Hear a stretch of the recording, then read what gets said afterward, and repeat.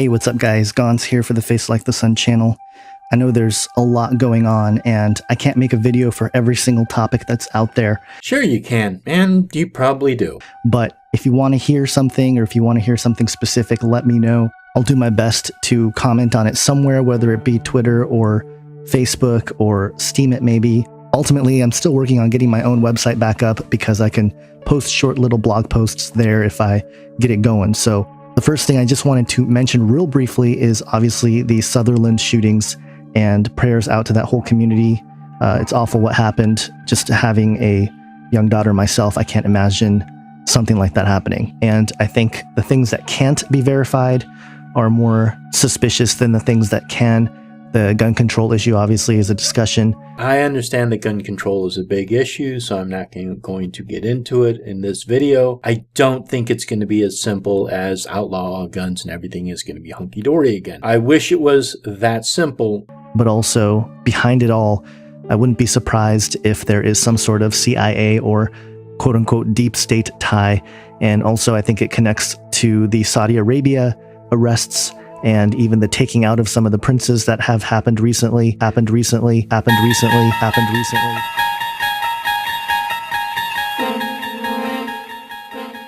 traveling through to another dimension, a dimension of not only paranoia and delusion, but of idiocy. A journey into a wondrous land whose boundaries are that of pure ignorance. Your next stop, the batshit crazy zone.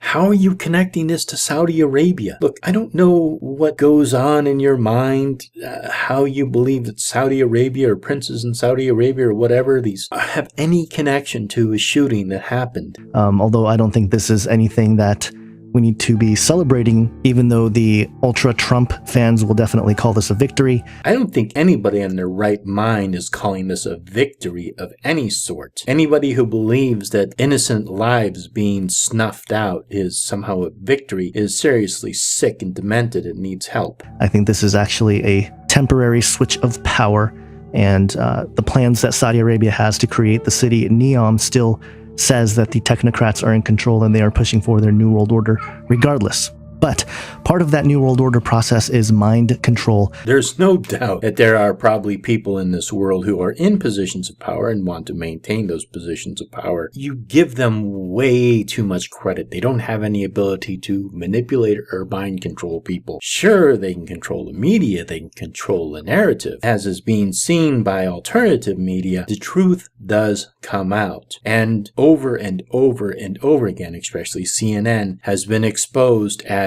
lying outright, making up stuff, including information that wasn't relevant, or conveniently leaving out information that is very relevant. The only thing they can do is manipulate the information that is present, or try and conceal the information. As for mind control, or any sort of manipulation like that, they don't have that technology yet. Even this MK Ultra nonsense, which I did a whole video on, doesn't exist. But whatever, you're going to carry on believing whatever it is that you believe without a shred of actual evidence. You're just going to go upon your own blind assumption that somehow there's globalists and mind control and they do it through movies such as Thor, Ragnorak. Whatever, let's get to your ridiculous nonsense. Mental conditioning. And over the weekend, I watched the film Thor, Ragnarok, and I noticed immediately in a couple scenes that this was actually a Freemasonic initiation ritual film. No, it's a movie based on a comic book by Marvel Comics, which is based on Norse mythology. And it's very, very, very loosely based on Norse mythology. Now, I'm not going to do a whole breakdown of the film, but I do want to point out this one scene because I noticed it for what it is right away. Now, there's a scene where Thor ends up on this planet, Wasteland, that's surrounded by portals or wormholes and is run by a guy who calls himself the Grand Master, which already has its Freemasonic undertones. Oh, so Grand Master doesn't mean anything else, like in Kung Fu movies. You've never heard of the Grand Master? Whatever. There's Grand Masters. Freemasons don't hold the forever rights to the term Grand Master. It's like pulling teeth teeth going through these freaking videos. And there's a scene where he is strapped into this chair and he's going through this tunnel-like area and being spoken to by the AI and everything else. But he goes through this transition through darkness, and it actually goes right into the original Willy Wonka and the Chocolate Factory movie, the music, and the same thing where they go through the tunnel and they see all the creepy things and all the darkness and everything else. Exact same scene and exact same music, and the Marvel nerds are out there saying, oh, there's a Willy Wonka Easter egg in the movie Thor Ragnarok, and yes, that is true. Yeah, movies are visual ways of storytelling. One of the ways that you visually storytell is you use movement, you use color, you use blurring, you use close-up, you use, again, it's film theory, I'm not going to get into it here, but there's a whole breakdown of how you can transition from one thing into another, or convey a message, or convey travel. There is a visual element to every bit of storytelling in movies. Every single frame of a movie is panel in a telling of a story. That is why you are seeing this visual symbolism, transition, movement, and other things. But deeper than a simple Easter egg and a reference to Willy Wonka is this initiation ritual. Now, they've had this in movies before. For example, Star Wars Empire Strikes Back, when Luke goes into the cave. This sort of motif has been in movies, but it's this idea of transformation, of going from one form to another. Yeah, it's based in mythology. Do yourself a favor, go out and get Joseph Campbell's books and read The Hero's Journey. It will explain everything to you. There is a reason why the hero usually travels down into some kind of a darkness alone and then comes up with some sort of a nugget, some sort of wisdom. They have been completely altered by that way. But what it is a representation of the journey of the self into the self and then coming back out again. The entire story, especially in Star Wars and other movies, is the hero's journey. It's visual storytelling. You break it down frame by frame, scene by scene. There's a whole way of visually telling a story. Thor Ragnarok is no different. It is a visual telling of a story. And in the case of Thor, it's represented with the haircut as well, which can have its connections to the stuff that we've seen with the MK Ultra, where people like Sinead O'Connor or Britney Spears comes out with a shaved head. It doesn't have anything to do with MK Ultra. It's in your own Bible. Look at the story of Samson and Delilah. Do you understand the symbolism of Samson, Delilah, and the cutting of the hair? Losing his strength? It's not secret. It's not some cabal. It's right there. It's in plain sight. You're the freaking idiot who was just now dawning on him. Oh, wow, there's symbolism in movies. Yeah, no shit, Sherlock. There's been symbolism in movies ever since they started. Well, this isn't exactly a shaved head, but it's the same idea where... Yeah, it's not the same thing, but it's sort of similar, because one's a movie about Thor, the other one's an actress who maybe had some sort of a nervous breakdown. No, they're completely different things, you idiot. A transformation occurs based on cutting hair and going through this dark time. Now, if you think this is all just speculation and crazy talk... It's not speculation and crazy talk. Again, it's visual storytelling. Samson and Delilah going through. He is kicked out of Asgard, comes down, and he essentially goes into the underworld, defeats a foe, loses his strength, loses his hammer, the symbol of him, and he has to overcome obstacles from there. And then I'm sure, I haven't seen the movie yet, but I'm sure at some point he gets his hammer back. Could be wrong. Maybe he doesn't get his hammer back. Still, it would fit in line with the story if he did get his hammer back at some point. Consider this. This is footage that was caught of a Turkish Masonic initiation ritual. And at one point in the initiation ritual, it says here in poor translation, whether you will be accepted as joined us or not, from the time when you will be taken into the dark zone, which we call contemplation room.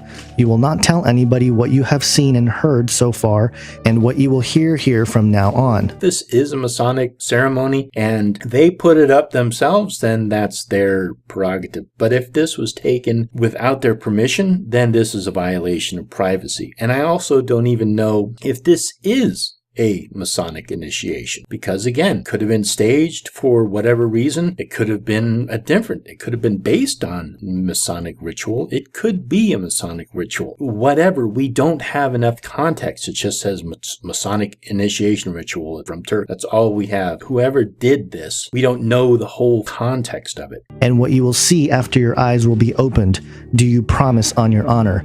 And so this is part of the initiation rite to go through this dark time, and that's why they have the bag over the face and all these things. And of course, you can't overlook the fact that, they use the phrase, eyes be opened, same thing that the serpent promised Eve in the Garden of Eden when the serpent tempted Eve with the fruit of the knowledge of good and evil. Where are you recording this audio at? Are you like at a petting zoo or something? I mean, what's going on in the background there? I heard a kid. I just heard some kind of an animal yelling. Where are you? Are you in like a public zoo? So that was the first thing I noticed, and you got to remember that this ritual or this initiation, going through the dark time or dark room or whatever, is a way to face your own evils or whatever. But at the same time, during the initiation rites, if you keep watching that video of the Turkish Masonic initiation rite, they put a sword up to them and swear to defend them, but also they say that you will be basically killed if you reveal the secrets of the order.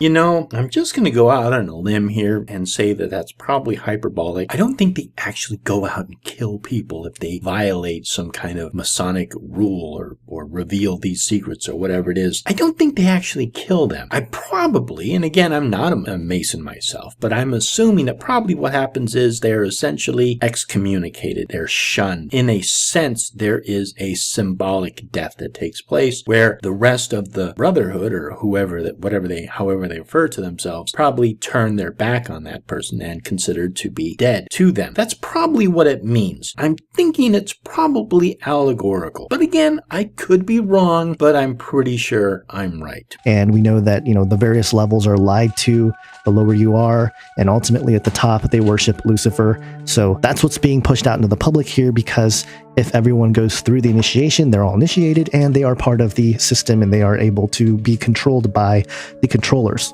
Just because a group of men get together and take some kind of oaths and doesn't mean that they're in some kind of a secret cabal to try and take over the world through Hollywood or whatever. You're letting your imagination run away with. That's what you're doing at this point. Sure, from the outside, these things probably look strange, but again, it is a fraternity. If they're doing anything illegal, they will pay the price for it, but they're not. They're not doing anything illegal. Now, the other thing that I noticed, and this is obvious to anyone, is Thor loses an eye. Now, there's an obvious reference here to the Norse mythology with Odin, because, he only had one eye as well. And there are several different mythologies associated with that. One of them has to do with Odin's quest for wisdom. When he ventured into Myrmir's well, he had to sacrifice one of his eyes to get a drink from the well.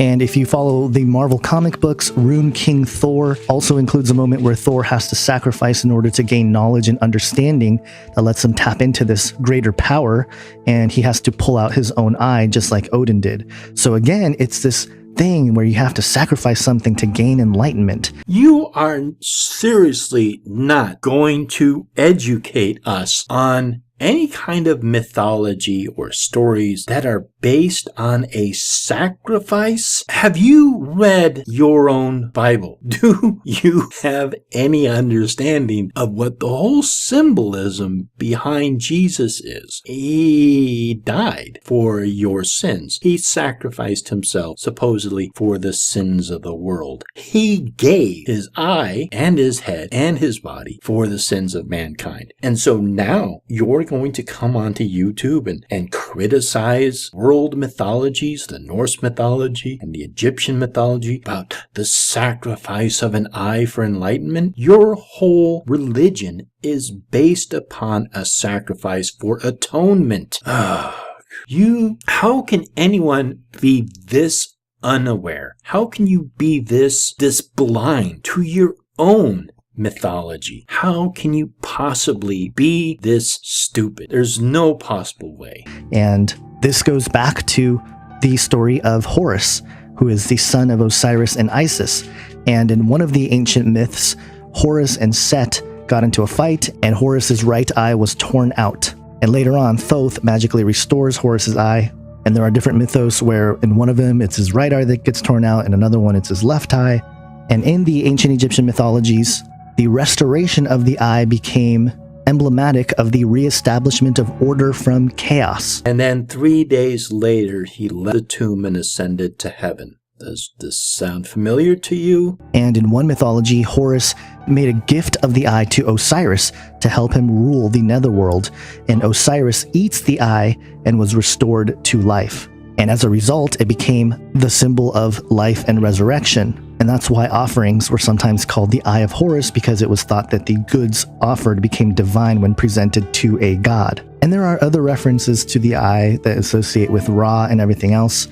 And it's important to point out, because of everything that is being unveiled with Hollywood and the sex scandals and the pedophilia and everything else. What is going on in the background? Where are you? Are you like in some kind of, are you in a cave with a bunch of little kids or something? Where are you recording this from? What the hell does this have to do with what's going on in Hollywood? How does this have anything to do with it? There have been pedophiles everywhere. There have been people in positions of power who have used that position of power to try and manipulate people to gain sexual favors from them. This is nothing new. It's just now being exposed in Hollywood. Those types of ideologies are accepted because they adhere to certain ancient mystery school religions that use these kinds of things for manipulation, for power, for magic, and ultimately for some sort of energy transfer that they believe in. It's not for anything good or wholesome. No, it's not that. You're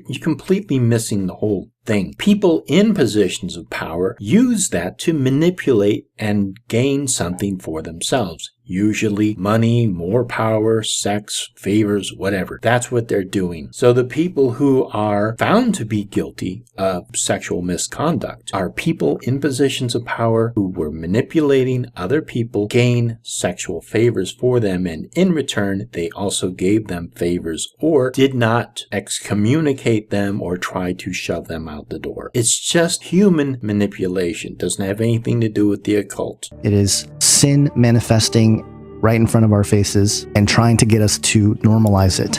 And as long as we call it out and we expose it, we can remain free from the mind control that they're trying to create for the masses.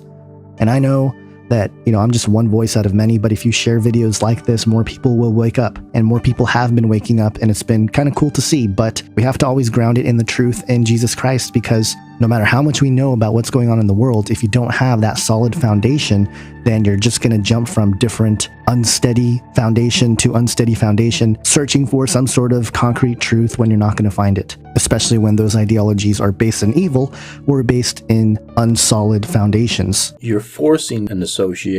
And I think this is prophetic. I think there's lots of signs right now that we are living in some very, very prophetic times.